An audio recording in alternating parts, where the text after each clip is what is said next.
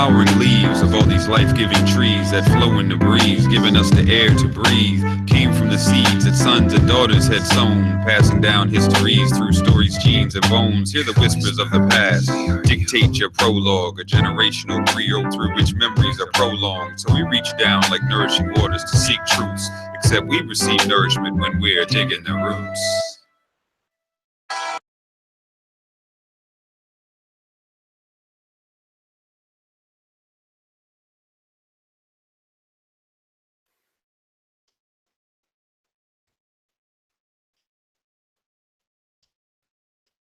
Hello, good evening, and welcome to BlackProGen Live. We welcome all of you who are tuning in from all over, and thank you for taking time out of your busy Wednesday night to join us to talk family history and genealogy research.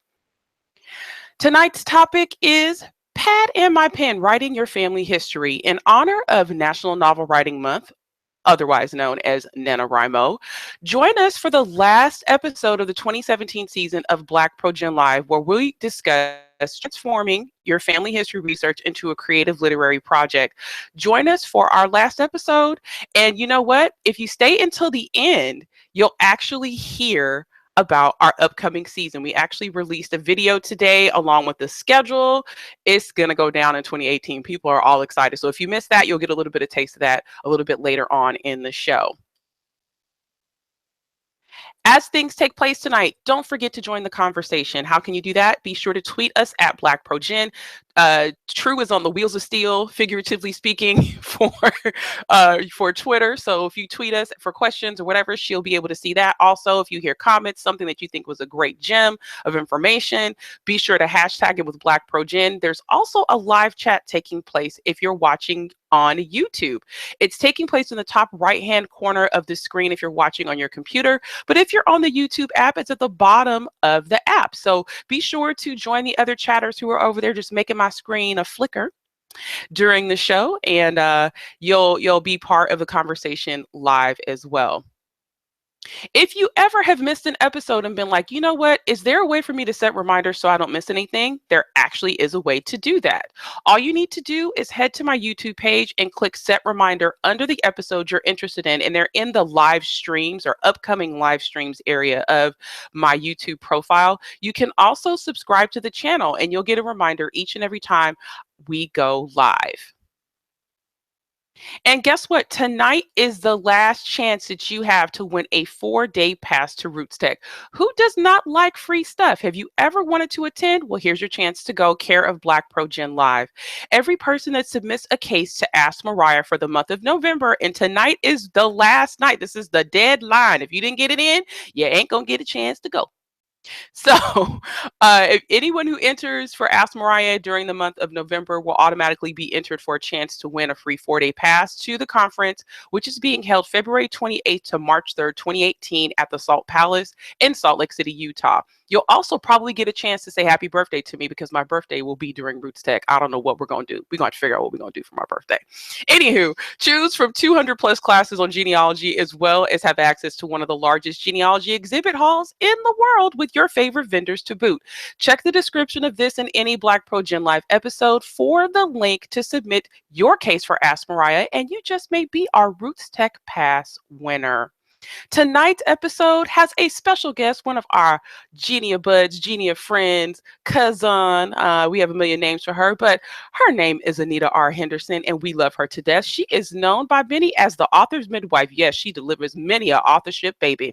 She is the owner of The Right Image and creator of the Genealogist Writing Room, an online community helping genealogists write and share stories of their ancestors and their journey to find them.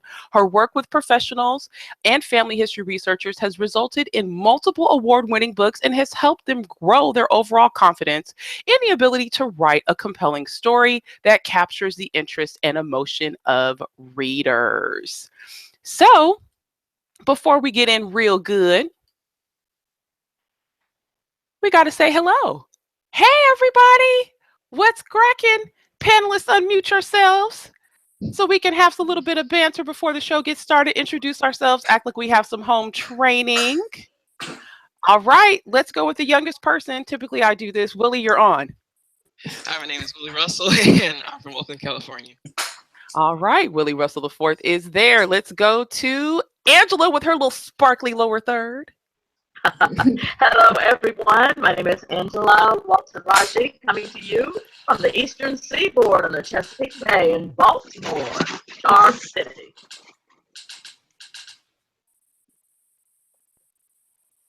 We'll go with Ellen since you're smiling all nice and bright. Hi, Ellen Fernandez-Sacco from Tampa, Florida. And I just spent a day getting my first blog post, my first long blog post up. So I'm Yes. thrilled. Yes, yeah, Ellen is a transplant. He had a blog transplant today. We got to make sure we give her enough appropriate care. She survived because she went from Blogger to WordPress. And yes, she made it happen. I'm so proud of her. That's why I had to go ahead, and she'll understand as time goes on why she'll be glad that she chose WordPress. All right. Let's go with Teresa. Teresa Vega, representing Uptown Manhattan, uptown near the Boogie Down. Boogie Down Bronx. She's got to have it. If you missed it, check it out on Netflix. It's not for everybody. It's a great show. If you're wondering what I'm talking about, Spike Lee's movie She's Gotta Have It. It's his first major movie. They actually made it into a television show on Netflix. It's got 10 episodes. They're half-an-hour episodes. It's an update. It's hilarious. I thought it was great. If you haven't seen it, check it out since we're talking about Brooklyn. It's in the house. All right. Renata. Well, speaking of Brooklyn, this is Renata Yarbrough Sanders. I'm here in Newport News, Virginia. Just became grandma to a baby in Brooklyn. So I'm happy to be here tonight. Congratulations. All right, Grandma is here. She's fresh from Brooklyn, which is awesome. Resident wife. This weekend. Of course, because she got to see her baby. Yeah. All right. James Morgan III, who has been noticeably absent. We have all been grieving. The baby was gone. He decided he was going to leave us and use his passport and his visas, and he had the nerve to go to Nigeria without us. Oh man, you know what? I had an intro for myself, but you just took it out of my mouth. Good evening, everybody. I'm James Morgan III, and I'm glad to be here. I'm happy to know that I was missed, but I was over in Nigeria, the land of my father's ancestry, so that was a nice time, and I got to go over there and yell "Kunta Kinte." I did all of that. So I'm happy to do that. All right. Bernice Alexander Bennett with her sparkly lower third. Oh, I thank you for my sparkly lower third. Here from Maryland. Glad to be on tonight. If you didn't get the memo, it is denim shirt night. So if you're watching in the chat room live, or if you're watching this and you're tweeting, let us know that you're wearing your denim shirt today, because apparently the AKAs decided to wear denim shirts tonight. I'm not sure how that happened. Maybe it was telekinesis. I'm not sure. Mm-hmm. Let's see. We did Angela. We did. Oh, let's see. Who are we forgetting? True. And we're forgetting we haven't allowed Anita to take herself off mute either. So let's let Anita go first, and then we'll go with True Lewis. All right, I am here. Happy to be here, and joining you all from Atlanta, Georgia. Yay, ATL in the house. Kentucky, roll on in. Hey, everybody. It's your girl, True Lewis, right here out of Fort Knox, Kentucky, but I am built by Alabama. Roll Tide, whatever. Yes. We just fired our head coach, and there's a big scandal in Tennessee because they wanted to hire the guy that was like worked for Joe Paterno. Bless you. Thank you. He worked under Joe Paterno, and the students like showed up on campus. They were like, no, he's not going down. And so it's been this huge thing because, Tennessee football is an institution. So it's been a huge thing because that's the highest paid public employee in the state. So you got to kind of weigh ethics, different things. So that's been going down here. Nika Smith, resident troublemaker, host of this lively, gangly group here for this last episode of 2017, the 47th episode of BlackProGen Live. We've got 3 until 50, you guys. We've made it this far. We didn't lose anybody. Nobody lost any limbs in the making of the show. I'm glad. We've got sparkly lower thirds. If you missed it today, we released the schedule for 2018. So as I mentioned earlier, if you stay around, you hang around after we talk about the subject matter, what we're actually going to talk about 2018 schedule. We have a nice sparkly new promo video that's out where Angela says, I think, hello, how are you in Choctaw, which I was shocked when she sent that to me. Was I right with the translation? You were. Well, yeah, you did. You did fine. Just so y'all didn't know, I can speak Choctaw too. I'm kidding. Oh, I'm kidding. how about a little Cherokee? Girl, look, Wado. I do know that. Very good. That's the one word I know in Cherokee is Wado. Okay, that's good. That's it. So feel free to head on to whoisnikasmith.com. It's the latest blog post I have out there where you can just toggle every single month. We have 26 shows scheduled for 2018.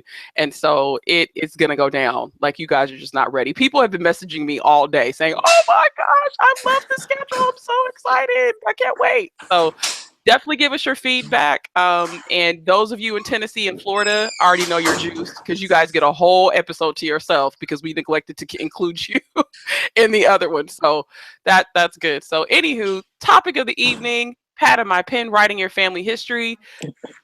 Gosh, where do you even start with this topic? And I should have brought my props. My props are right behind me, so I'm gonna have to go black for a second so I can get my props. But in your opinion, panel, since we have a full house tonight and nobody is named Danny Tanner, in your opinion, what makes a great family history based book? We're talking you specifically, not what I want to go see when I go to the Genealogy Center at the Allen County Public Library. But for you personally, for you to buy it, what makes a great book to you? I'll go on that. Can you hear me? Your sound's a little choppy, but maybe toggle your mute on and off to see if that works. Anyone want to weigh in? Teresa, you have a lot. I'll start off. Oh, okay, go ahead. Okay, well, what makes a good family book to me is a great story. You took the words right out of my mouth. Did I? Oh dear. but I love. Go for it. I love to read about the story. I like to see the process. I want to see the characters. I want to get to know them, and to me, that makes it a great book. And it has to keep my interest. Yeah, I agree. I think story is at the core of any book, quite frankly, and that could be the story of your journey doing the research. But just as important, I think, when we talk about a genealogy book, is the story of the ancestors you have discovered. So it's one thing to talk about the facts, and we need that to know that you actually did your research.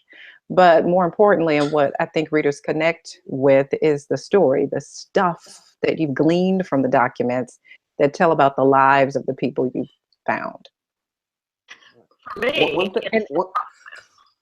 I was going to step in here. Go ahead. Okay, I was going to say, for me, it's always been, of course, searching for those stories, but telling a larger story and situating my ancestors within the historical time period that they lived, and informing the reader of what was going on in their lives that had an impact on them in their lives. So you're expanding that story out and making it part of a larger narrative. And you know me, I was, someone told me I was, what was it? The Ta-Nehisi Coates of the long form blogging on one of my comments. Yeah, I tend to be very long-winded because I'm crafting that story and telling the larger narrative. You know, so I think story is definitely key there. Yeah. Anyone else want to weigh in? To piggyback on what Teresa said, I was just going to say, I actually enjoy, as much as I enjoy listening to or reading stories about families or individuals, I like learning about the communities in which they lived. Again, telling that broader narrative, because the people who are in our families that we're researching, they had neighbors, they had, church affiliations, and they had enemies, they had love affairs, all type of things. But these things all played into the parts of other people's lives as well, who may not be in your family, but who may be just as, or if not more interesting, particularly enjoy. Anyone else want to fill in? Go ahead. I'm going to say, for me, I guess because I appreciate memoir as a literary genre, I really get a lot out of that. I like to hear or read the story of not just what the person found, how they reacted to what they found, and then how they move forward. I really like that. Me, I don't hit me with 75 facts. Y'all know how I am. Teresa knows I love her. That's my boo. She is bae. She's like Ava for me. But Teresa knows if I have to scroll more than 4 times, I'm not gonna get down. Yeah. I just have to be transparent. Y'all know I just have to be transparent. I just cannot. Like, if it's a really good post, then I'll be like, oh my gosh, yes. But that's the thing. The thing I think that the genealogists have to remember when you're writing is that when you start introducing too many relationships, the person that isn't familiar with your family history cannot follow that as a reader. It's super duper hard to follow. And so if you write like someone in your family who has some knowledge, you can lose people so quickly. And so for me, we cannot have too many relationships where, because that's the thing, that's what happens to me, where I feel like I can't reconcile who people are. Like, well, I'm like, I think one of the reasons why people do that, Nika, is they're trying to tell all of this in a blog post. They're trying to tell all of the research they've done in one blog post or one article. So pick one topic, one ancestor, one whatever, and just write about that. You can always write another blog post, but or Teresa another article or is another book. She's receipts queen. She's about as receipty as me. But Teresa is like, look, you can't. Basically, she's the equivalent of a breakdancer who is breakdancer for their life, and she's gonna leave her best moves on the dance floor. Teresa is not gonna come back tomorrow night to battle you, because she wants you gone the first night. But again, you know, each of us started a blog for whatever reasons. I always envisioned my blog as almost each blog post being a chapter in a book. So it just depends on what your intention was when you started your blog. So I'll leave it there. But I do have part 1, part 2, part 3. They're just longer than most. Yeah, they're full books. They're full books. For me, like I said, I don't like a lot of heavy genealogical content. I like when you take that one fact. Yeah. They were born in Cattle Parish, Louisiana, and at that time this was going on, and this adversely affected their lives, and you tell that story. That's sort of the stuff that I like, and that I feel like folks who are not genealogy connected relate to more, because it's not so this was the census, this was the so-and-so. So typically when I write, I'll refer back to it as a footnote, but I don't really go into a lot of detail with the granular stuff, like he was married, he attained this much education. I'll just say he was learned, but he wasn't completely, or I'll use a phrase that will fill in that part. Just taking up from what you just said, I mean, I like to, when I read something, I want it to be believable, and I want to be able to relate to the character, and to think as I'm reading, hey, maybe my family had a similar experience. And so when I'm looking at it, just like you said, Teresa will give us a big picture, and she gives us a lot of information.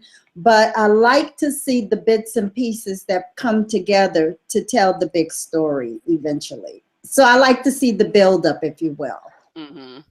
Mm-hmm. I mean, for me, as a recovering academic, it's, it's really a lot about context and intelligibility. And ultimately, like what you said, Bernice, it's all about the story. Can you please take him out of here?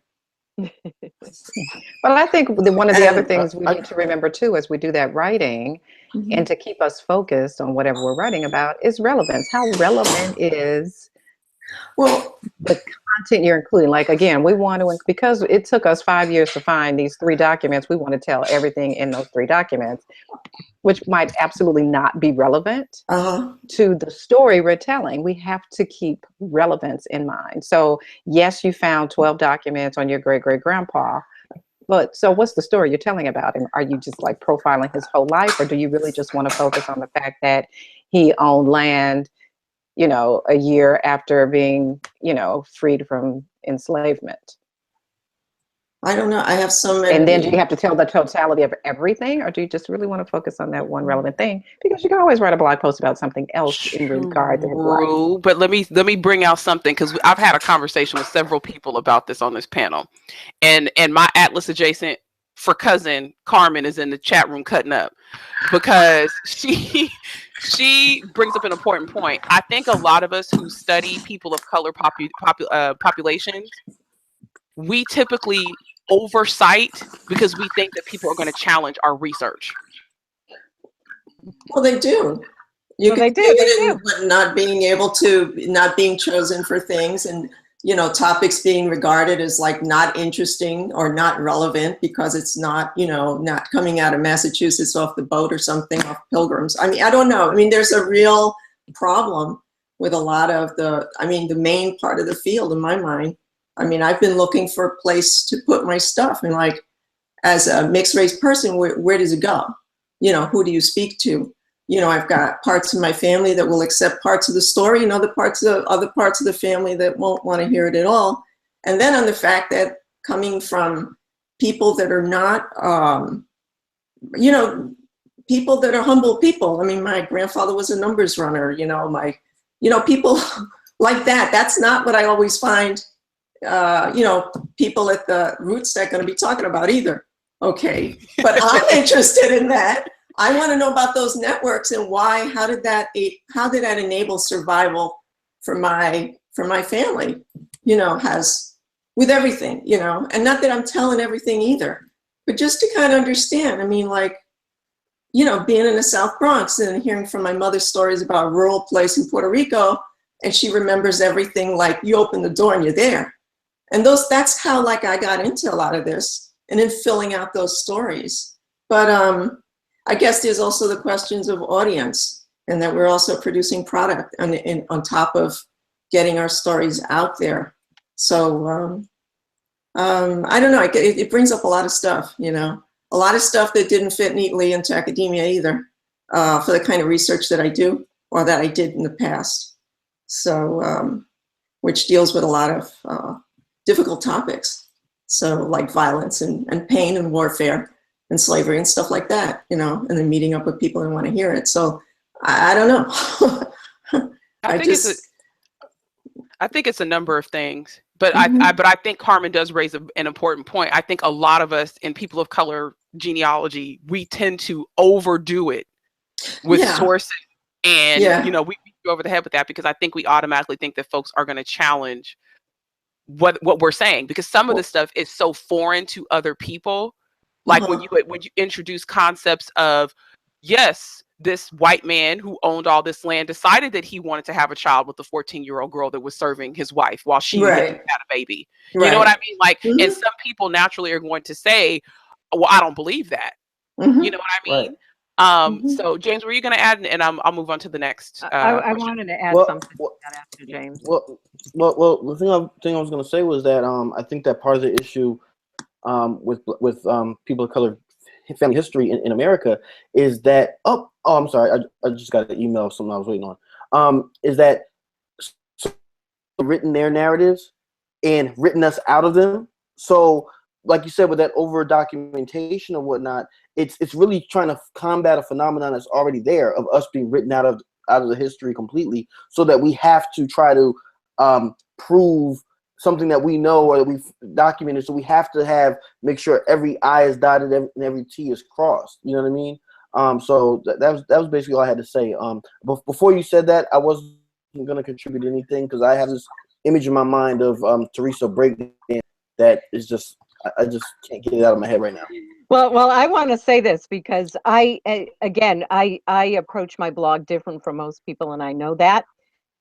Especially with my series on Madagascar, I have extensive references only because the research that I'm doing is almost brand new.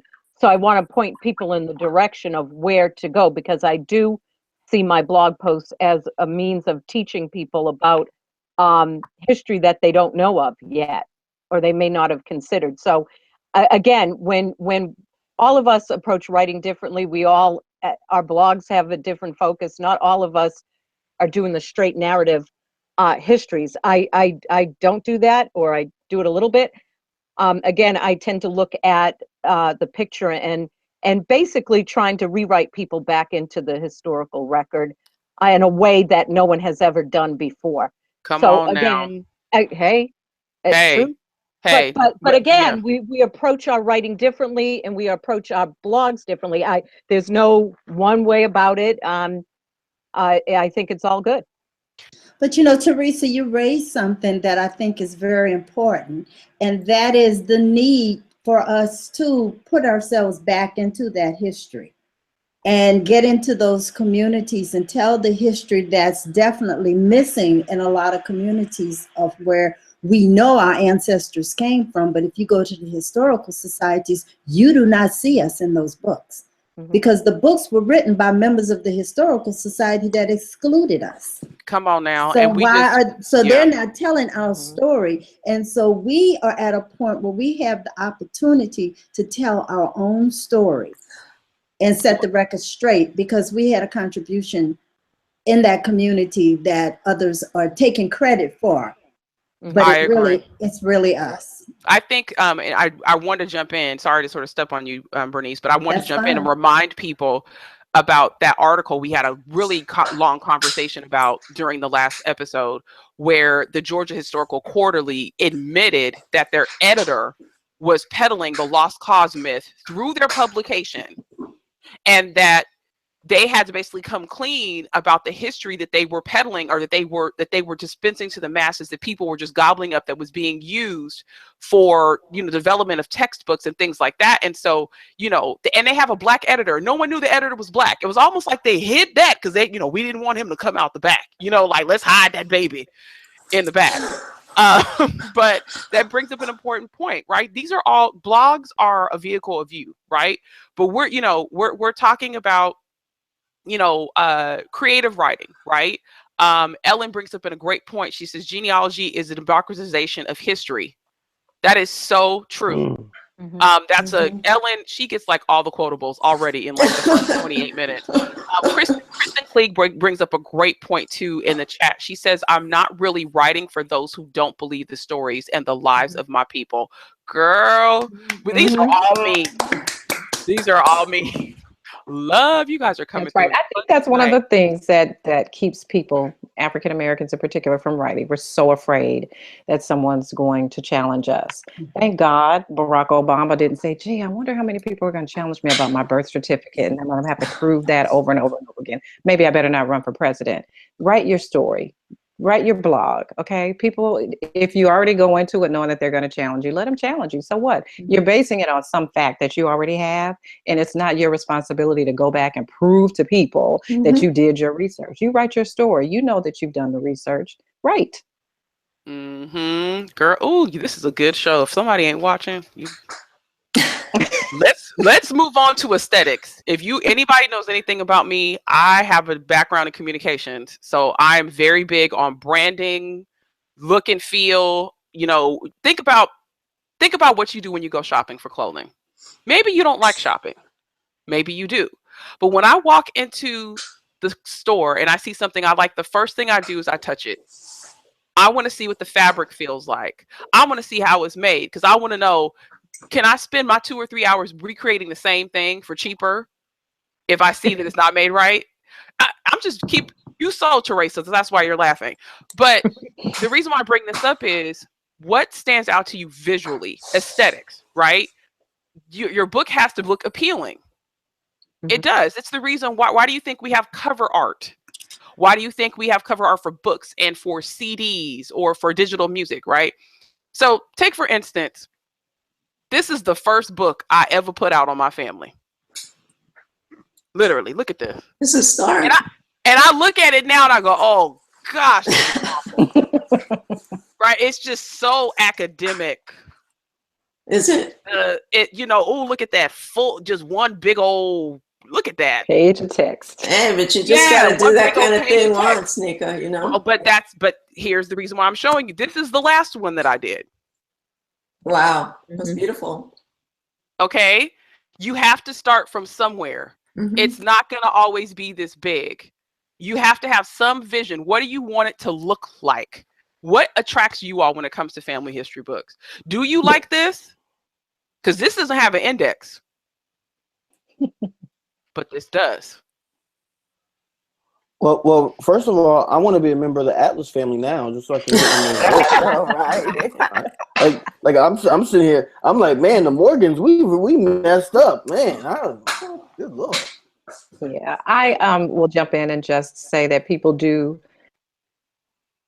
First of all, you have to think about if we're talking about a book, you have to think about who you're writing the book for. So if, for example, if it's your family and it's to be shared at a family reunion, that it's pretty or bound in a certain way or whatever, but you never know. People are people. Even your family like to read books, and they're going to be comparing whatever you produce to other books that they've received. Now, they might also compare it to last year when cousin Edna did it, and it was a booklet. But so maybe what your version is a step up from what she did, and that's okay. So always be thinking about your reader. Whoever your reader is, the old adage holds true, which is that people do judge a book by its cover. They do. We can't help it. We look at the outside of things all the time. So I would just say, put your best foot forward. If you don't know anything about designing books and book covers and all that kind of stuff, then, you know, there's tons of resources you can read. You can ask people who have done it and find out what resources they used. You can always hire somebody to do it for you, but people do judge a book by its cover. They do. They do. I can tell you right now, I sold way more copies of that second book than I sold of the first one, and it had the exact same information in it. Nothing. The only things that were changed were some other stuff when you got to more of the meaty things. But Bernice brings up a great point that pretty does not take the place of substance. Just like you could be a nice looking woman or man, but if you're dumb as a box of rocks, that only goes so far. So I mean, seriously, you've got to weigh, and Anita brings up a great point. Who's the audience? Who is your audience? That will dictate a lot of what your design looks like, what the inside looks like, the voice you use when you write, you know, all those things. What else do you all like aesthetically? Like what makes you go, if you're just waltzing through or browsing through Barnes and Noble, what makes you pick up a book look wise? Has to have a nice cover. You know something? I look for a good table of contents. I look at the table of Subject contents matter. because I want to know what's in the book. And then I flip to the end of the book. Go to the back of the book. To the index. You have to go to the back of the book. And the references, yeah. I like to go to the back of the book.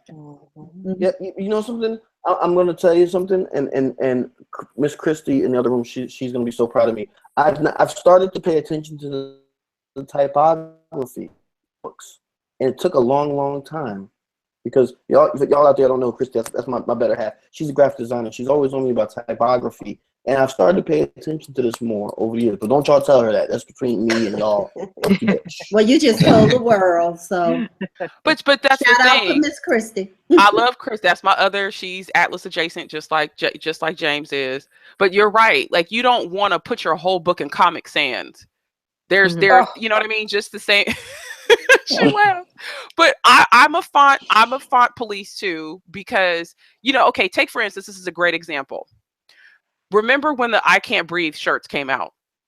T-shirts came out after the Eric Garner incident, and they were black and they were in Comic Sans, which is a font. And those of us who pay attention to fonts, that drove us nuts. Because it's a playful font, if that makes sense. It's not serious. It's not bold. It's just very playful. But at the same time, while that font was not necessarily, you wouldn't necessarily think of that font when you think of that topic, it did bring back sort of like a thought process, like, these people don't have their youth and vitality. That's been ripped. And the fact that those words are in a playful font where these people who have uttered them are now dead, it's almost like an oxymoron. And until somebody that I knew was a graphic designer sort of looked at it like that, because I was really, I hate it. This sounds so petty, but I just was like, why can't we have something bold that says that? Right. But the font, it does. I mean, I don't want to make people spin in circles, but look, Ellen, show your shirt. Ellen's shirt has names on it. It's we were never a problem. Yeah.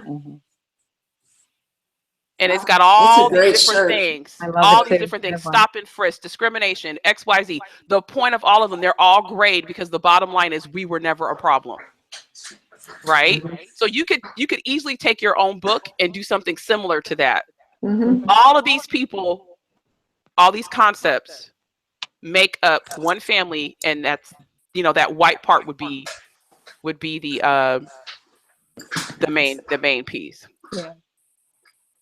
Yeah, I mean, there's a kind of a natural way that people typically read books. So if we're talking about a physical book at a bookstore or at a book display, maybe you're at a festival or something like that, people typically look at, if it's on its side, they're looking at the spine and they're reading the title. So title is important of your book. So if you're writing something that's fiction or memoir, your family, it probably should be titled something more than My Family. So people are attracted to title and the cover art of your book. And then they will go to the front cover and look at that artwork in font and see who the, you know, author is. Then they'll typically flip over to the back of the book to read the back of the cover, which should have some kind of content that's telling me what I'll find inside. Okay, it's kind of like the list of ingredients on a package of would eat. So you're looking at what's in here. Maybe there's a jazzy headline, or it could be some quote that will be relevant to the content in your book. Maybe some bullet points. If you're teaching something, here's what you'll learn. Or here's 3 things, you know, or a touching story about whatever. It's very descriptive.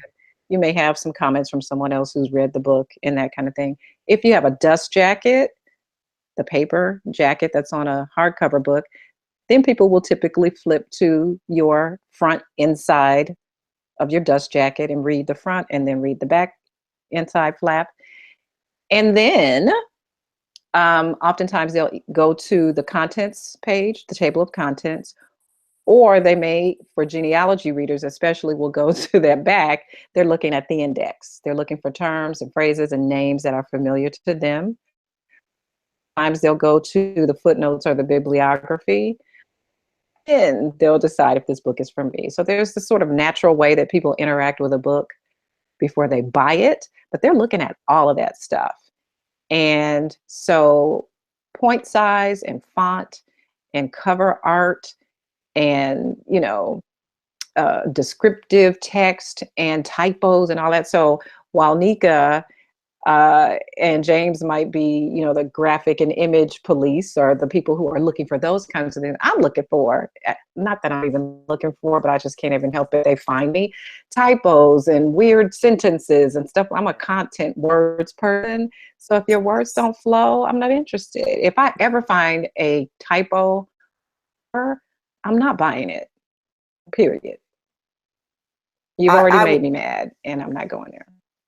I was kind of thinking the same thing. I'm not a pictures person. I mean, I love pictures, but you know, the color and all of that kind of stuff, it's not what matters to me. I'm a words person, and I'm the same way. I've read many a book by people I know and love, some genealogy and some not, that are filled with typos or, you know, grammatical errors and things like that. And it, you know, if I paid my money for it, I get very upset. A lot of times I haven't paid because they're friends, but you know, I that's what's important to me. I'm looking for language flow, correct standard English to be used, you know, unless they're using a dialect or something like that. So that's very important to me when I'm reading. So it's a combination of things, right? Because, you know, I don't think me and James ever said that we didn't care what was in the book. We just said that you were not going to hook us if your aesthetic was off, right? Mm-hmm. Or that more time and care was put into that. And I think this sounds so crazy. My mom talks about how there are certain things in society that she used to see as a child that you just don't see anymore. You know, it might be somebody who might appear to be cross-eyed. You know, when it used to cost a lot of money to get that surgery done, now that's done outpatient, right? You just don't see that anymore. I'm bringing that up because there are so many tools that are available now that can make your stuff look fabulous, where you don't have to create it on your own. It's almost as though it's like my little spiral bound little thing that I just created in Word. It's great, right? It's a wonderful start. But if I had the tools I had now for free $99, boy, I'm telling you, this is why people need to come to Maggie, because Maggie will teach you how to start and finish. That's a sort. I guess that's a little bit of a plug for Maggie if you haven't been. Who all on the panel has experienced the writing track in Maggie? Me. All right, it's quite a few of us. Okay, so moving on. In terms of content, right? Do you like nonfiction when it comes to family history related stuff? Do you like fiction or do you like faction? Nonfiction. Nonfiction for sure. Yeah. Nonfiction. You know, I actually think, personally, because I actually have some historical fiction based on the life of one of her ancestors that I'm not related to, and story, you know, but there's a little that wasn't documented to be true, but that's realistic, and you know, her writing style was very everything, and it told a great story. So you know, I think that there's room for both, but I think you have to be clear and portray it as something up, where you're using your imagination. Make sure that that's clear. That's my only real caveat with that. James, you're breaking up just a bit, but I will jump in. I don't know if somebody is using your Wi-Fi, but you know, your connection is a little spotty. Well, you know, since we was out there on Black Friday and got that new got the new what? You know, we got a new what? The new TV. We got the new TV, the new smart TV in there. So we got a smart television. So somebody's on Netflix. You know, probably watching She's Gotta Have It. Betcha. I like both. You know what? we're live, I've so read both I'm gonna turn it down genres and back of up. genealogy books, fiction and nonfiction, and you know, I think if you do a book well, it's great. You know, and I guess unless you ask us for recommendations, but I've read both that are done very well, and I like both genres. It's a matter of that the content is engaging, and that the author has taken the time to tell a complete story and include information that lets me as the reader know that they have done their groundwork, they've done the research, and you know, are a good writer when it comes to the fiction part, because that's not always easy when you're fictionalizing history. So I like both. All right. I kind of like both, because to me, you have to be a very gifted writer to be able to pull off fiction based on genealogy, because you can easily get like super, like way too involved with the facts to like not see the gray in between. You know what I mean? Like there's a story in between every single space that makes up the words January 20th, 1980. There's space between January and 20. There's a space between 20 and 80. What's between those spaces? And not everybody can do that well. And that's probably in some ways it not even writing, right? As a genealogist, people can't fill in those spaces between those words. That's you know, dialogue is so important, and dialogue is hard to write. Yes. Yeah, dialogue is tough for a lot of people. Of course, there's a lot of elements in both fiction and nonfiction, and I think they both take practice. And I would say, if you've not written in either genre, read in the genre you're interested in writing in. So you can see how those stories are told in those genres, in fiction and nonfiction, and ask for recommendations from people you respect, who you know are avid readers and writers, and read and see how those stories are told. That's right. Absolutely. So in terms of what are some of your favorite examples of books that use genealogy and family history as their backbone? I love Cane River. I was getting ready to say Cane River. Renata and I are like, We really love Cane are. River. Yeah, that's the first one that comes to my mind. And I guess when you first asked the question, and I was one of the people that said fiction, because I guess they're so good at it. Historical fiction is my favorite genre to read, but I tend not to think of some of the books I'm reading as a genealogy book per se, even though it is giving genealogical information. So I think when you asked, I was not really thinking about historical fiction as, being in that category, but definitely Cane River pulls it off beautifully. Absolutely. I would agree that Cane River is one. I would also say One Drop by Bliss Yard. I'd say The Sweeter the Juice by Shirley Taylor Hazlitt, or Hazlitt Taylor, I think it's Taylor Hazlitt. Somerset Homecoming, The Washingtons of Washington. These are all books where people took their process and their journey, and they told the story with the backdrop being their research journey. And I find them very, very important. Yeah. Well, we're forgetting about Roots. I was about to say. Yeah, I was just about to say Roots. Yeah, I was like, that's kind of. I mean, in some ways, that's almost what started the genre. In some ways, absolutely. You got Roots, Queen, yeah, both of those sort of did, but I mean, people, because they fall into that faction category, folks, had a fit.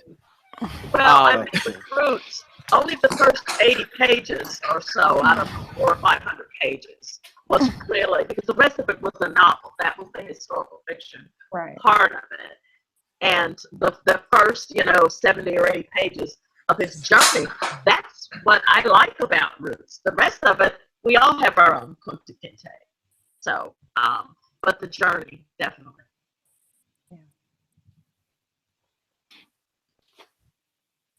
You all, when it comes to, like, just think if you weren't the person who was doing the research on your family and you had an opportunity to receive a book from somebody who was, what would that look like? What would speak to you as a non-genealogist, right? Because that's really what you're writing. If you're producing a book for your family, let's say it's for your reunion, whatever it is, right? You have to think like a non-genealogist. And I know in my situation, like the latest thing that I did that really only Angela has seen, believe it or not. Nobody in my family has actually seen it. I haven't even seen it printed out, but Angela has, because I sent it to her because she's like my word wizard.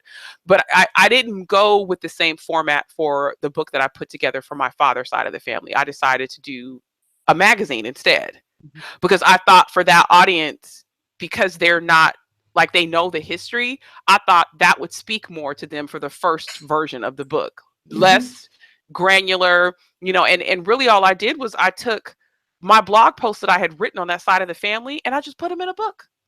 And I added the little report with the information. I added documents, made it designed all nice. And, depending on what platform you're using to print, this book is going to be 70 plus pages. Is going to be all in color.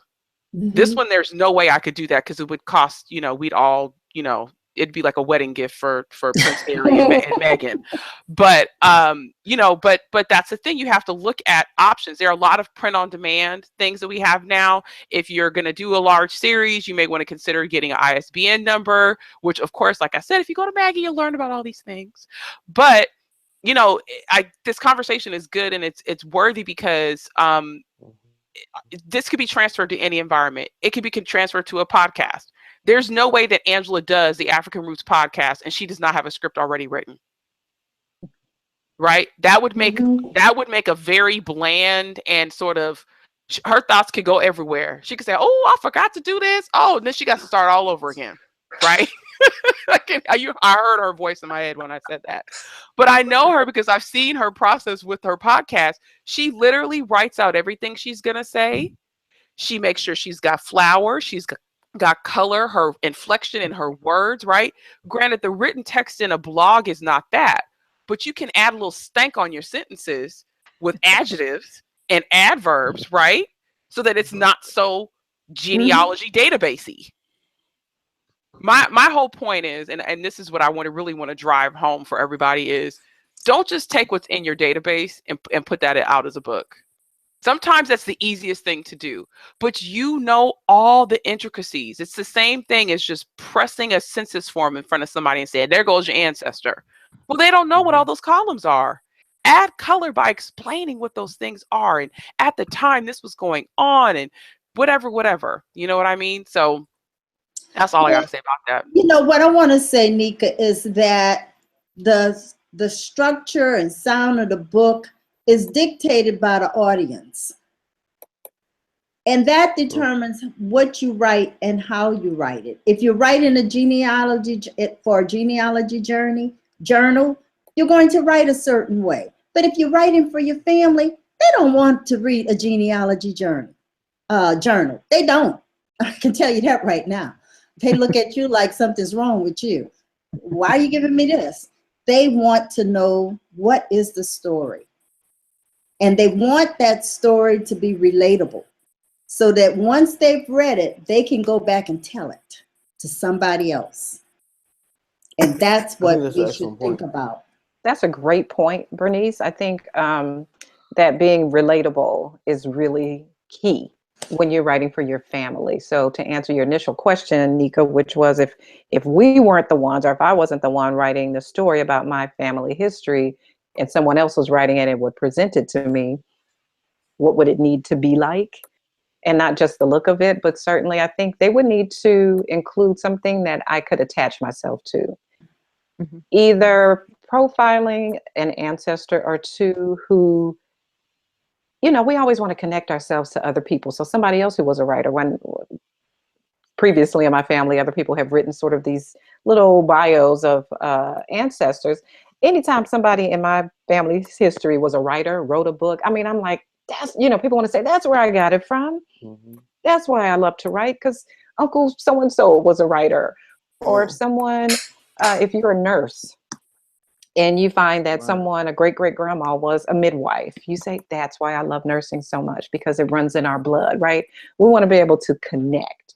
Or if there was someone else who did what you did, or liked what you like, or traveled where you traveled, or had as many kids, whatever it is, we want to connect to our ancestors. And so I would think that for it to be attractive to me, they would need to show some relevant characteristics or information about ancestors in their lives for me to connect with. And then, as Bernice says, make the story engaging enough that I would want to then, after reading it, go and tell somebody about it.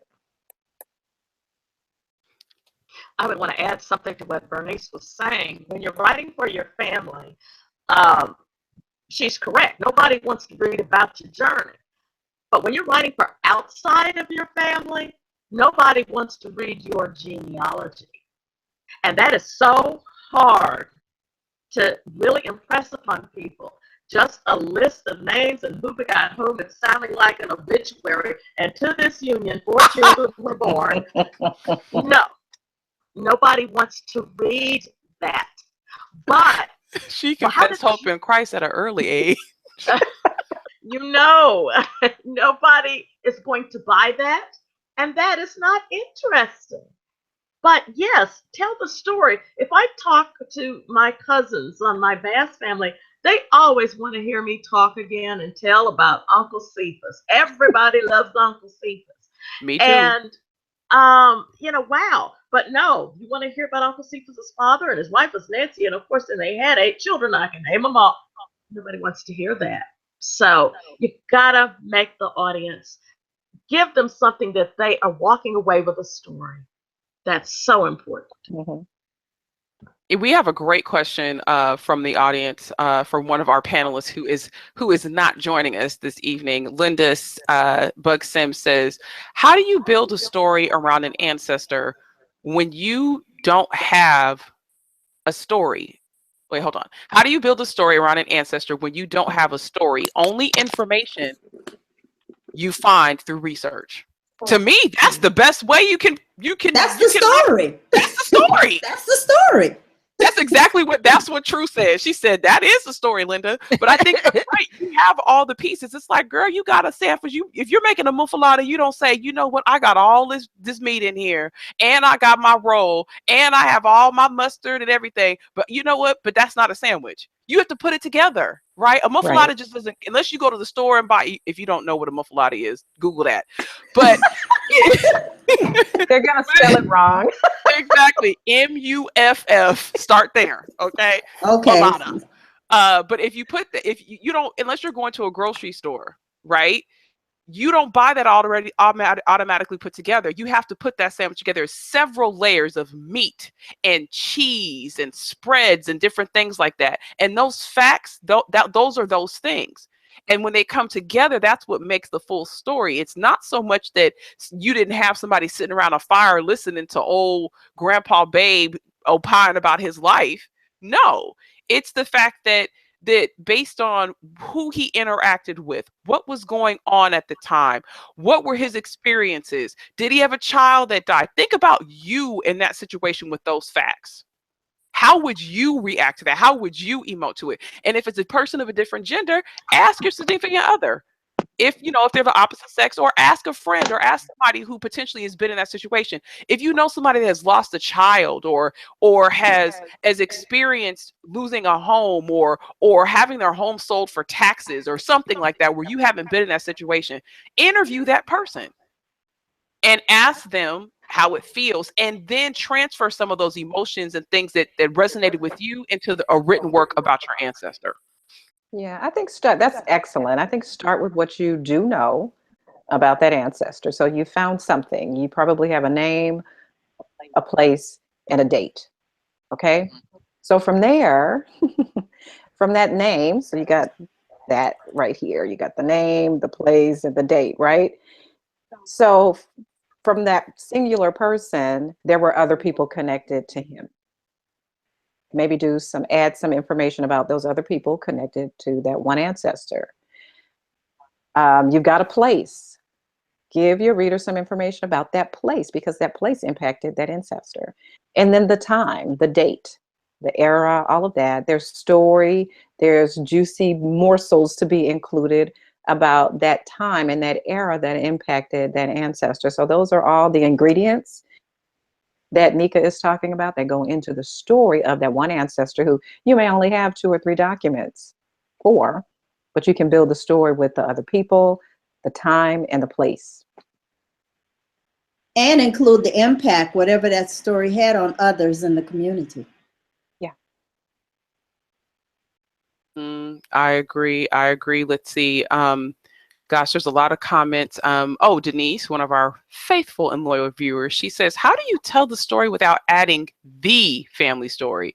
She said, I have upset many family members by researching and finding that the truth is not the family story they have heard for years. Oh, Willie, did we have a conversation about this? So Willie, how have you been able to avoid this? Because one of my jokes with my research team is that there's this family history book, but then there's an unabridged version that doesn't get printed.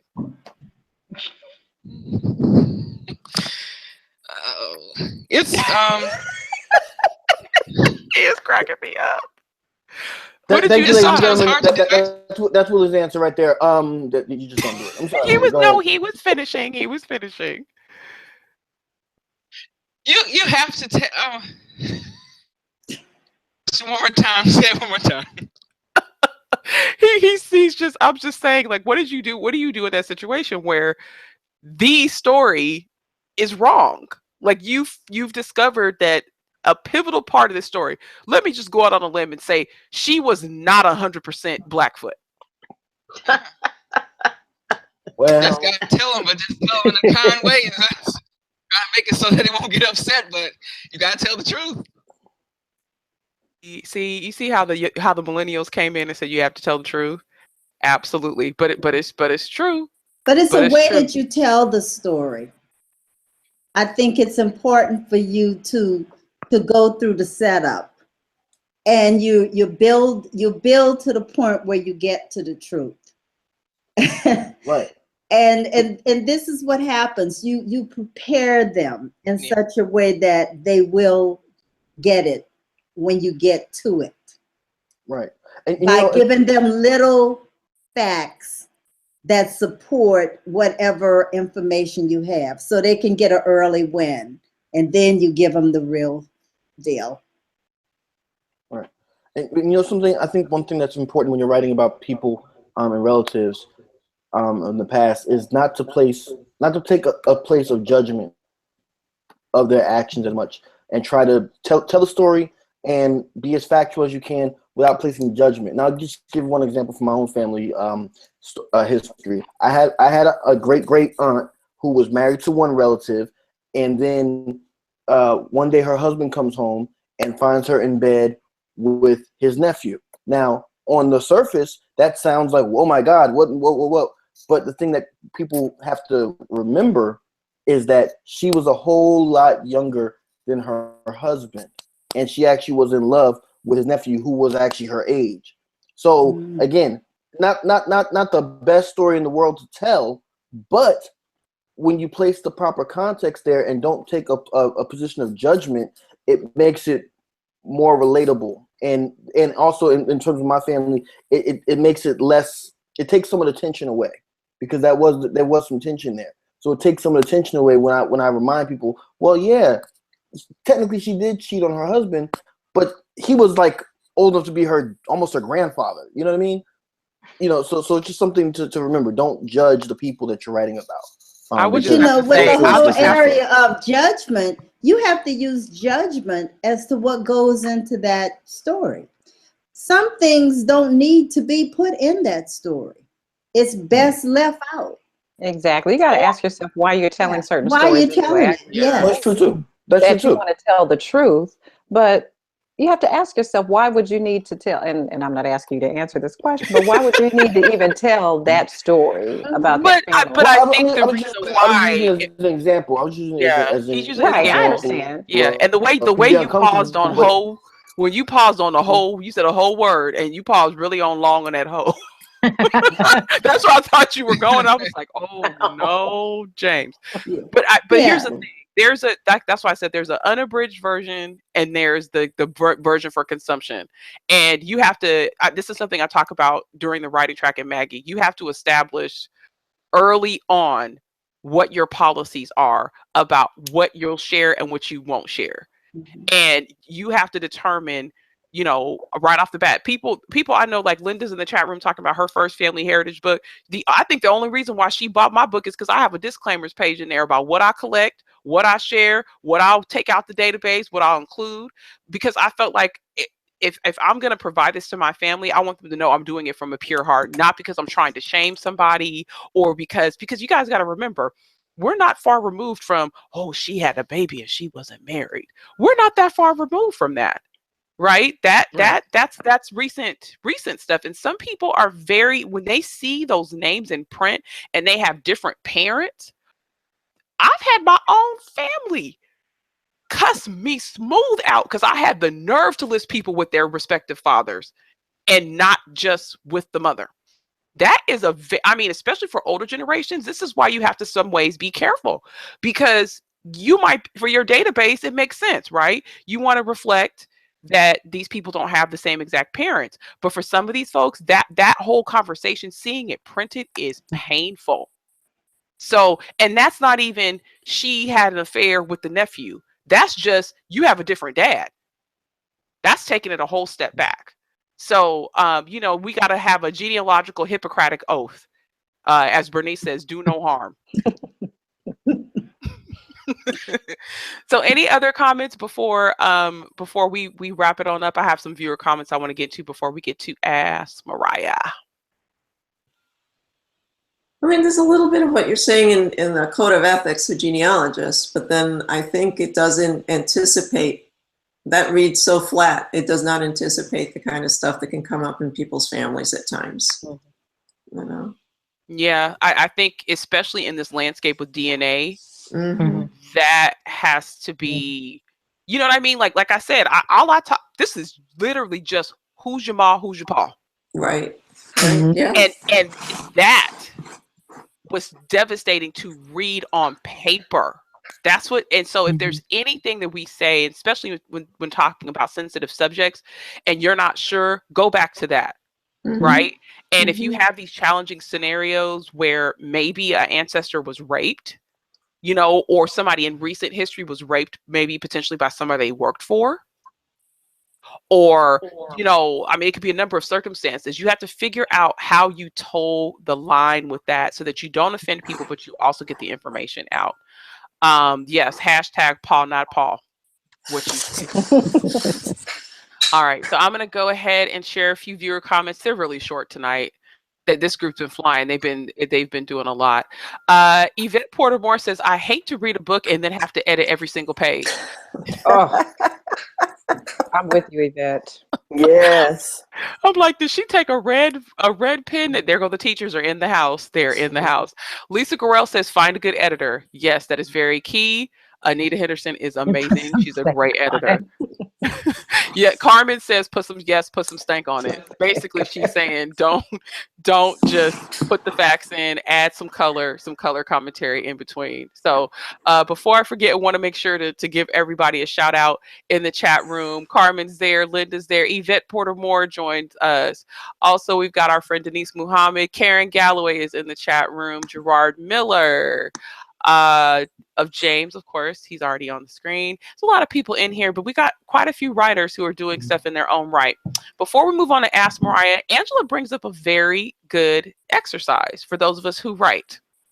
She suggests that we have someone give us 10 facts, and then we in turn provide a paragraph of a story in story format. So if you just have an ancestor you don't know anything about other than born this year, married this year, bought land this year, blah, blah, blah. But see, here's the thing. If you don't do good genealogy, it's hard for you to write a good story because you don't have anything to fill in that dash. It's just birth, marriage, death. Well, what do they do in between those time periods? So if you'd like to challenge us to see how we would write your ancestor story, number one, being people who are not related to them, so we have no connection to it, and two, using just facts, feel free to contact. You can tweet us and say I'm interested, and we'll send you links, or you can just go to my site, go to Angela's site, hit contact us, send us your facts, and then we will put out whatever we come up with. Anyone else want to join us? We're like, so basically we're like BlackProGen ghostwriters now. No, we're not. No, we're not, Okay. because I know how to use Google, and if you reuse what I wrote, and the minute I write it, it's copyrighted. Don't play me. Okay. Well, I ghost wrote the Nene song. I just want everybody to know that. You know what? Get off my screen. Get off my screen. James he don't have any sense. Lord, he was over in Nigeria. They done made him crazier. All right. It's time for your favorite part of the show.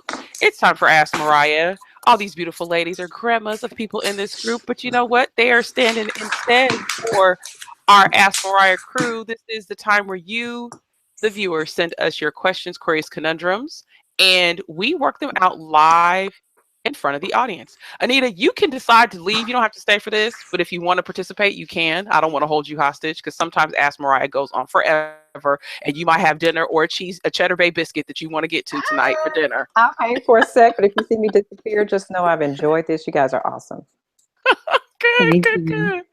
Good.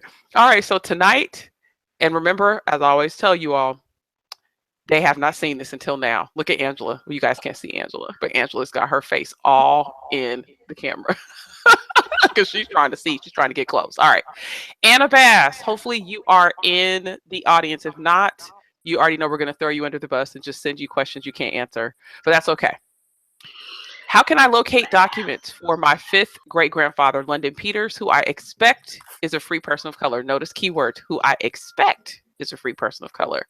I want to know if he was born in a part of Virginia that was changed to West Virginia after the Civil War. Okay, so her question query is she wants to locate documents for her 5 times great-grandfather, London Peters, who she expects is a free person of color. She wants to know if he was born in Virginia, and that the part that born in a part of Virginia that was changed to West Virginia after the Civil War. All right, and so following what she's found and what she knows, London Peters was born about 1800 to 1815 in Red Sulphur Springs, Monroe County, West Virginia, according to his granddaughter, Coral Ingalls. This already sticks out to me, but I'll keep reading.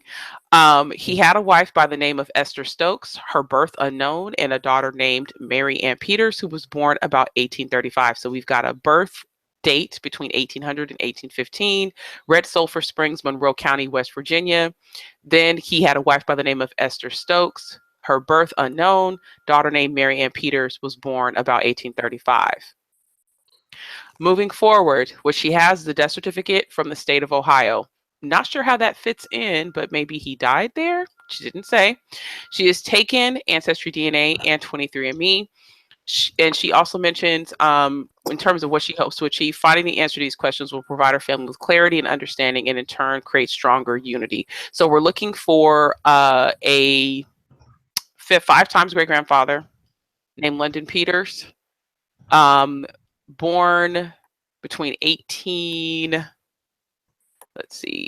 1815, Red Sulphur Springs, Monroe County, West Virginia. That's the thing that sticks out to me, because didn't West Virginia not exist at that point? Yeah, and I found a London Peters born about 1811, Census for Canada, Black, Ontario. I don't know if it's him, but if death certificate, Ohio, Canada, there might be something there. Yeah, because there's no in between. It's very, this is kind of speaks to this episode, right? Because we talked about the dash and that there's nothing there for the dash for him. There's We just, 1861, where it said birth year 1812. He is in Canada West Baptist religion. So They didn't leave a date for death, right? Or no, but I Ohio? think maybe what Teresa pulled up is what I think Anna is working on in terms of a death record. Because I see a mention of a London Peters in Ohio in the early 1900s, but I'm not sure, because it's like I don't know if he was I don't know if he was a centenarian or not. Well, there are U.S. and Canada passenger immigration list, and he's listed. Again, arrived in Canada 1871, birth year 1811. So I'm automatically thinking Ohio, Canada, Underground Railroad. Interesting. So we'll see if we can get back before that. West Virginia became a state in 1861. So if he was born in that part of what we now call West Virginia, then the answer is yes. But we need more information to really get that. How did she find out the maiden name of the wife? Was that on a marriage record? What was that from? I'd be curious about that. There's no mention. I don't think. She's not in the chat room. Yeah, I'm not sure. I don't see I don't see her in the chat room. I'm seeing a death certificate here with a wife, Esther Stokes, and a daughter, Mary Ann Hinton, in Clinton, Ohio. And she died in 1923. And London Peters is mentioned, and Esther Stokes is the mother. Somebody doing dishes. That's Mr. Bennett getting some ice. That's Mr. Bennett, y'all. Mr. Bennett was getting himself a drink. Okay. Several people have put up this Minnesota Territorial census. She hasn't stated that he lived in Minnesota, so that I don't know if I were to use that as a good lead. Let's see, Ohio deaths. I see what you have, Ellen. Go ahead, Yeah, I'm James. to answer a question. One thing I'm wondering about is the fact that she said that she believes that he was a free person of color. Am I not, if I'm not mistaken? So one thing I recommend is trying to get down to the county libraries and whatnot, and seeing, or the courthouses rather, and seeing if there are any extant registries for free people. I'm not sure what happened that led her to believe that he was, but that would be something to follow up What on. state was Mary born in? Was she born in Virginia, or did she indicate that?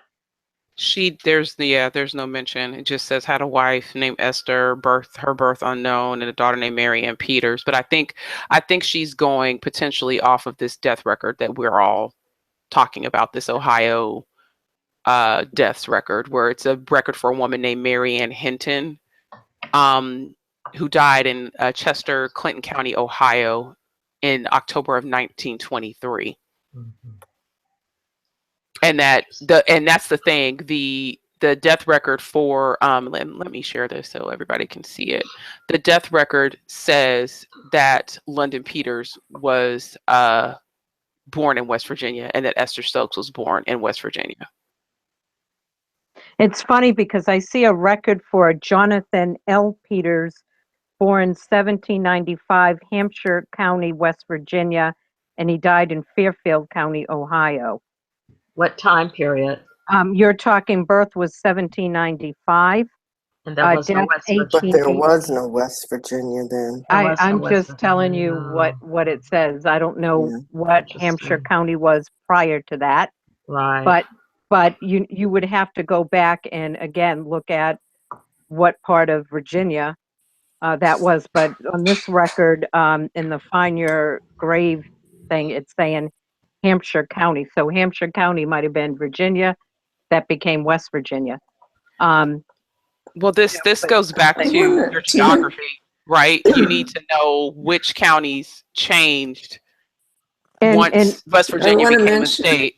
Yes, ma'am. That one part of Minnesota's border is shared with Canada. So I don't know if that 1857 date might play in with something else later, with some other bit of information. So it may be a clue also, And I would also say something to consider is whether or not this London is biracial or, or mulatto or whatever. The son of a slave owner who became free. We don't know. We would have to look into that. But if he was a person color born free, I'm thinking there's other documentation somehow. Yeah, Marion in the chat room brings up a great point. She says that some Ohio counties have kept manumission papers that people brought with them from slave states, and she says she's seen them with dates as early as 1790. So to me, there's a lot of potential on-site research that clearly has not been done for this, because there's too many. It's sort of too many gaping holes. Not so much that his story is not credible. It's just that you have to be able to fill in that time. And it's kind of hard for us to fill in that time between his birth and his death to be able to say with definitiveness that this is him, yes, it isn't. I think number one, she's got to study her county. She needs to know what counties in Virginia became West Virginia, the history of those places. She needs to me, has she ordered an actual copy of that death certificate, or is she just using the index? Because the index is somebody's interpretation of what was written on that death certificate, especially that early. I haven't really seen where certificates in 1920s were typed. In my experience, they're usually handwritten. So, it could be, they couldn't see whatever the county was. Maybe it was a potential county with the first initial W and then Virginia, or was it really West Virginia? One thing I would say too is I'm looking on newspapers.com, and I found a couple of articles that mention a London Peters in Ohio. Again, I'm not sure if it's the right area of Ohio, but I'm wondering possibly if this could be maybe a grandson or something like that of the person she's looking for. But I don't. Again, it's not enough information, so I don't really know. But but perhaps that would be a lead to follow, because I think that name is a little unique. London Peters. It's not something that you see every day. So that's something you may want to follow up on as well. The London Peters in the Minnesota Territorial and State Censuses, that London Peters is a person of color. It says that he's Black. He's about 46. There's a woman, he was born in Ohio, according to this particular record on this particular document. And there was a woman enumerated with him called Jane Peters, and she was 45. They could be siblings, husband and wife, who knows. And she, it says, was born in New York. But these two people of color were there, and everyone else was either born, really, they're all over the place now. Whereas NB, is that what, New Brunswick or something? I have no idea. But he was born in Ohio, according to this record, and this was 1857. So. Karen Galloway, I believe she has ancestors from West Virginia, but she's saying that, if you were free, you had to get out of the state or you'd be charged. So that could potentially be a reason why he fled and went to Ohio. But we don't, we're making an assumption. We don't necessarily have that information. Go ahead, Teresa. No, I was going to say, it looks like he had a daughter named Mary Ann Hinton. Yes, we already showed that record. Yeah, you saw that one. Okay, because it mentioned Red Sulphur Springs, West Virginia. That's the point that I just made about has she actually saw the actual certificate, not just the index. That's a very important thing. I think people get so caught up in online research, they forget to do the work of getting the actual certificate, not just the index. Because the actual certificate can have a lot more information on there than what's just extracted online. Anything else before we wrap up? I definitely think, her takeaways, she needs to get really familiar with that region of Virginia, and, whether or not it was, or West Virginia, and whether it was part of what it became West Virginia. She needs to, I think, do some on-site research in the locations that she knows her family was in, and just look for any sort of connections, any sort of supporting documents. As Marion brought up, manumission papers, things like that, making sure she's also got that actual death certificate, not the index. He was a laborer, and he was also Baptist, so it's possible that there are programs that there may be records where he could sign up, or some help was provided for him to get to Canada,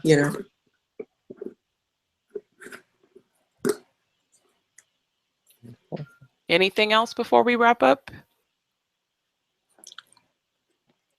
Yeah, crickets. All right. Well, the more information you provide us and the less, gappy your holes are, the easier, the easier it is for us to be able to help you along. So be sure of as always, to make sure that you let us know what you do find. And if you do make any headway in your search. Other suggestions are voter registrations, Freedmen's Bureau records, anything that can help fill in that time period.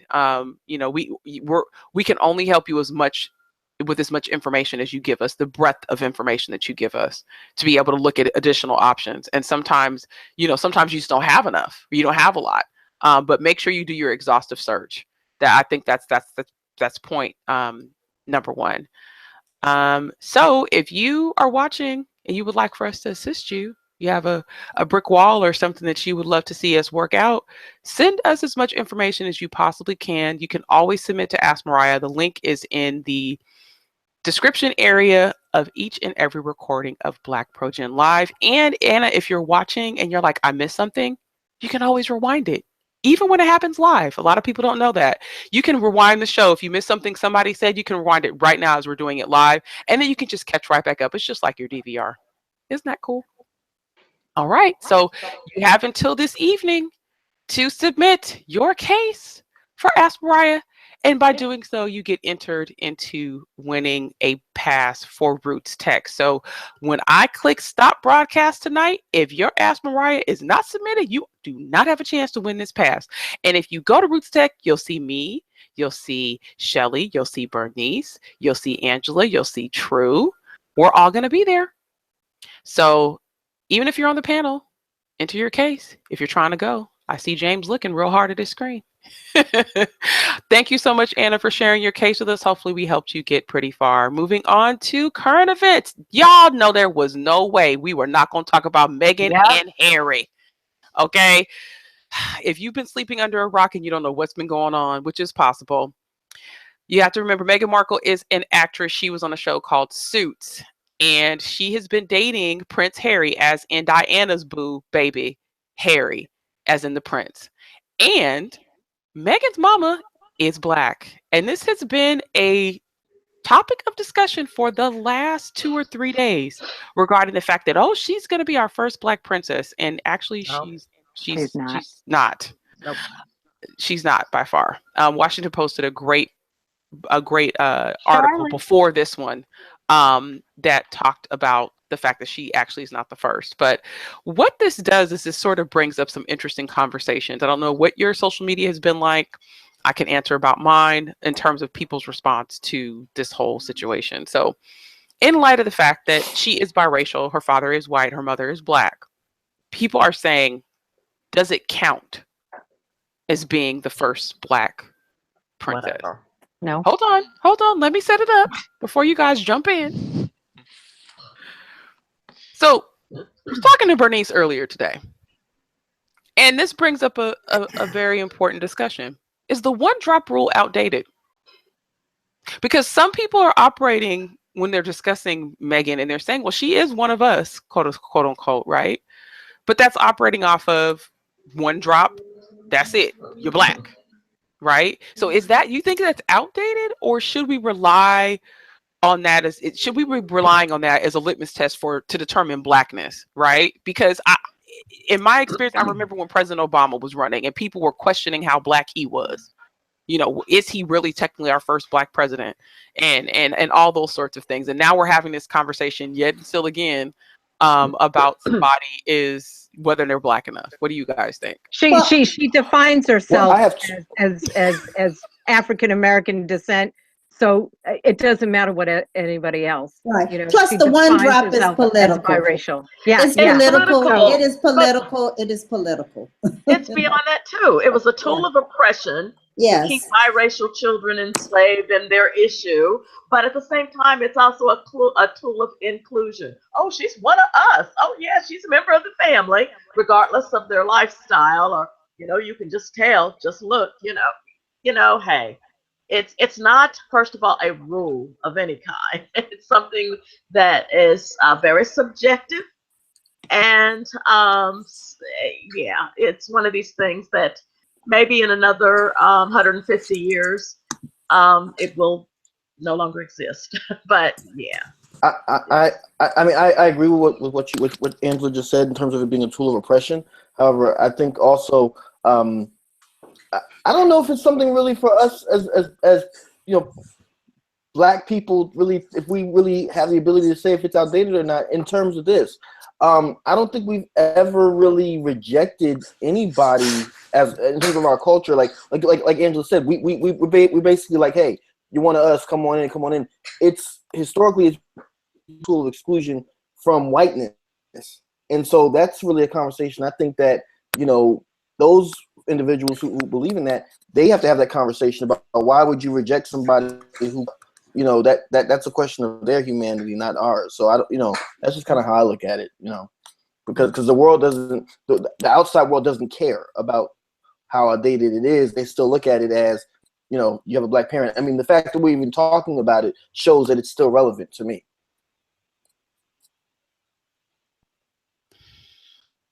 Well, to me, y'all got real quiet. Come on, Nika. I know you have an opinion. Come on. To me, what bothers me about this, the thing that bothers me about this is that when I look at her, I think about my mom, because my mom looks like that. Mhm. And her experience as a Black woman, despite the fact that she looks like that, she has not benefited from looking like that.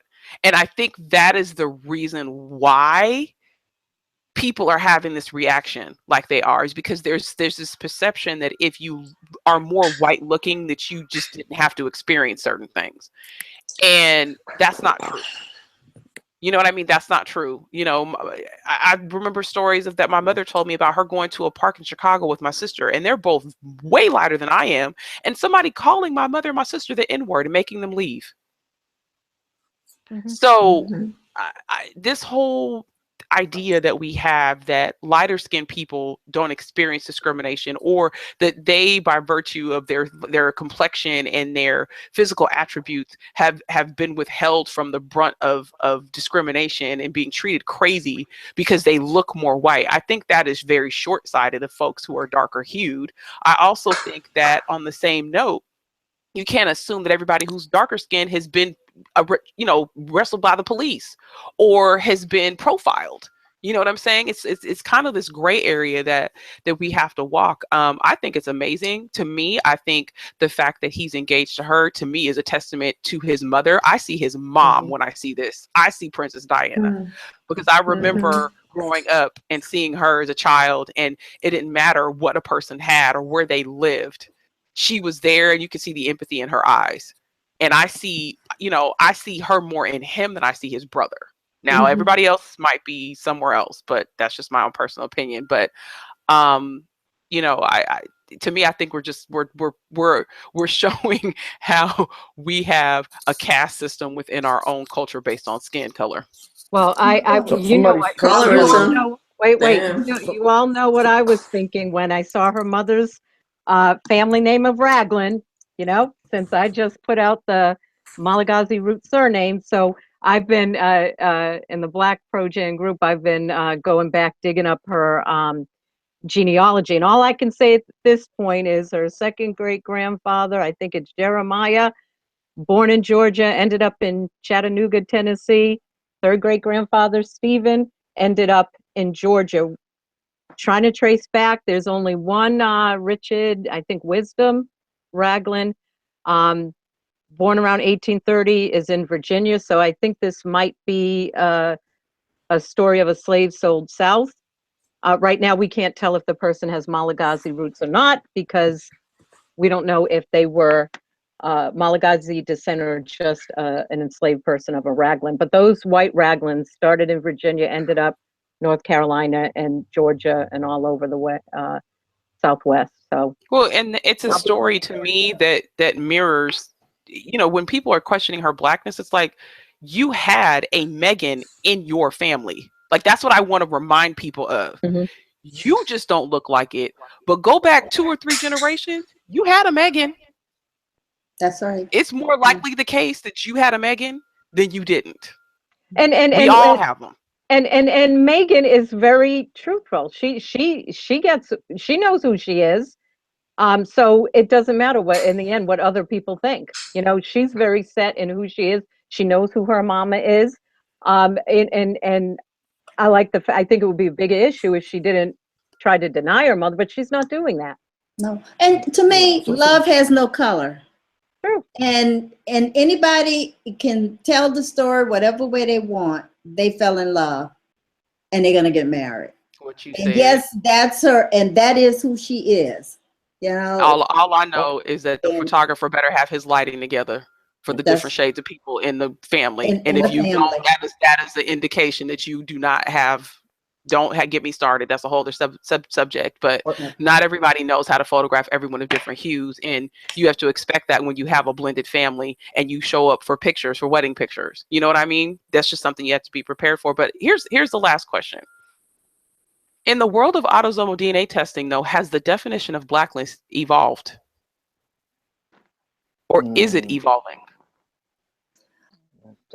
I can't say it's evolving. I can just say that one of the things that African Americans are really coming to grips with is the fact that they are definitely bi or triracial.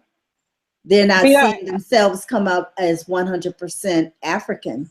But And But so I don't know if you've ever- we know that something has occurred within our family history, and it took place a long time ago. And you're seeing it now in your autosomal DNA. But I don't know if we've ever not accepted that. I mean, it's not maybe something that we've always wanted to talk about openly. It's obviously very painful. I don't know that that's ever been something that I mean, heck, when I got my DNA test back and saw that all that European DNA, I wasn't surprised. I mean, I think that the people I was surprised.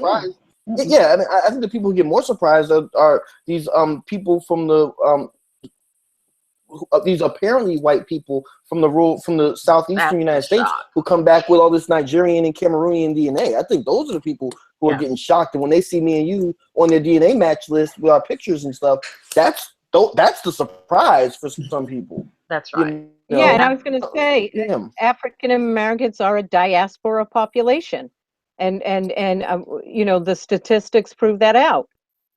So I mean, it shouldn't be a surprise. Yeah, but it is. I don't think it's a surprise though to us. In fact, I think if there's a surprise among people of African ancestry in the United States, the surprise for many is that, oh my God, I don't see my Blackfoot Native Americans showing up, because, and they'll see 19, 20, 30% European, and they realize that grandma with the long straight hair, oh, she was really European. And that's a story, that's a narrative, you know, that maybe it's the surprise, but the mixture of something being other than African is not the surprise. Sometimes the other, we have wanted to be native as opposed to wanting to admit that it was Euro, that it was, you know. But isn't this also conflating blood and culture? It is. Yes, Right. yes. That's a problem. It is. It is. It's a big problem. Very much so. Mhm. Well, on that note, because this is a great conversation, and it's one that we're going to be going into 2018 having, don't forget to check out the schedule for 2018. We've got 26 episodes. In fact, in June, we are going to be talking about DNA, identity, and the making of Africans in America. This very subject that we're talking about right now, in depth. We're going to be having a conversation about that. We're going to be talking, actually, the first episode of the year is going to be a great one. I'll talk to you a little bit about that in just a second. But our 50th episode is taking place on February 6th. Please make sure you don't miss that. We have to figure out what we're going to do. I don't know. Let me come off of presenting. Are we dressing up for the 50th episode? Have we figured that out? Are we wearing tiaras? It's something gonna be happening back here. Trust me. Yeah, full makeup. No. We haven't. I don't do that. Okay.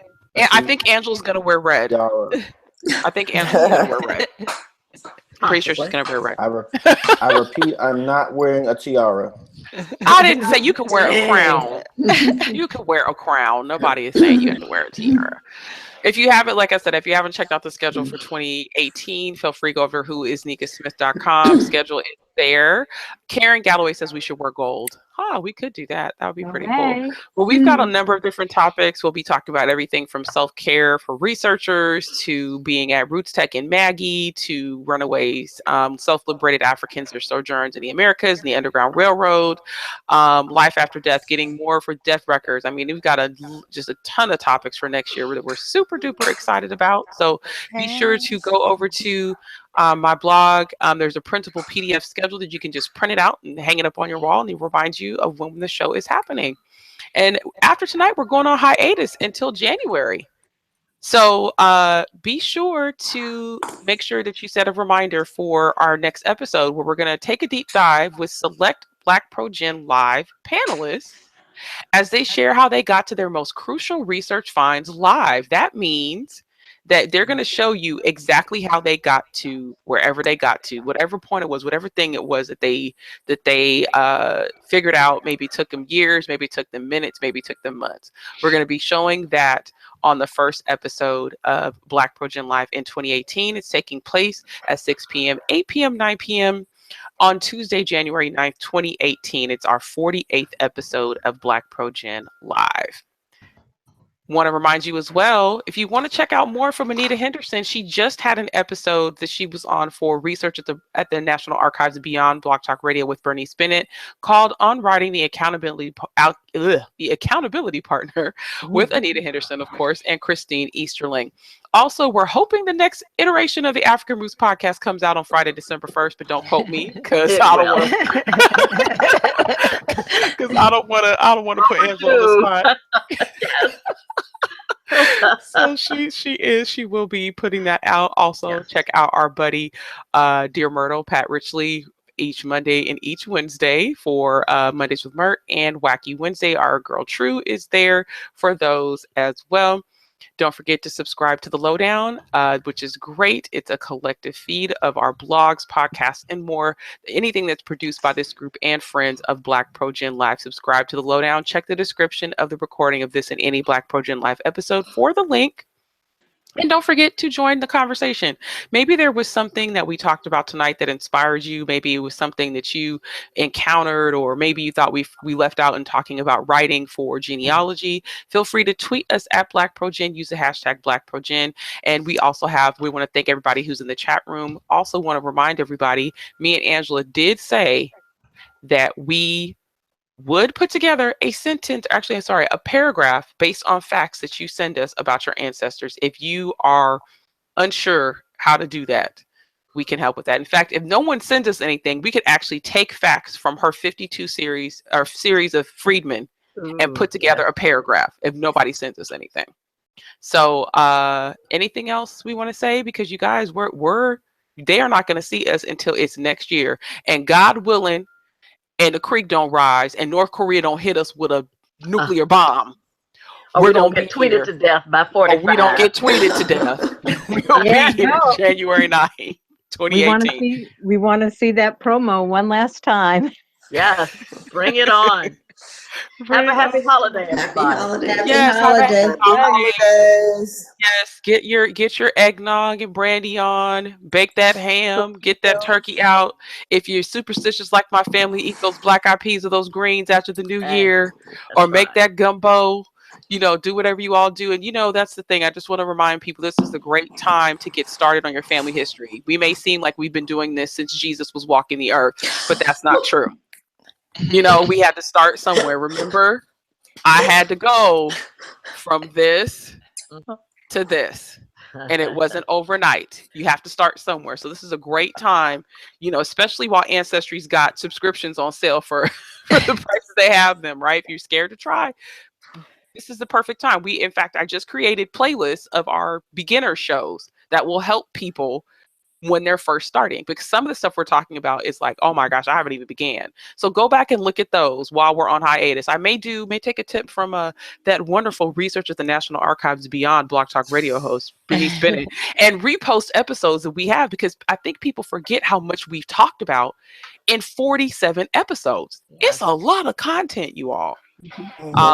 So yeah, anything else, James? You had your finger up like you got your ring shown. What do you want to say? My finger is up because I just want to point out, for since you mentioned when Jesus was walking, for those who believe in Jesus, go back and look in your New Testament. In the very beginning of the book of Matthew, you'll see a genealogy.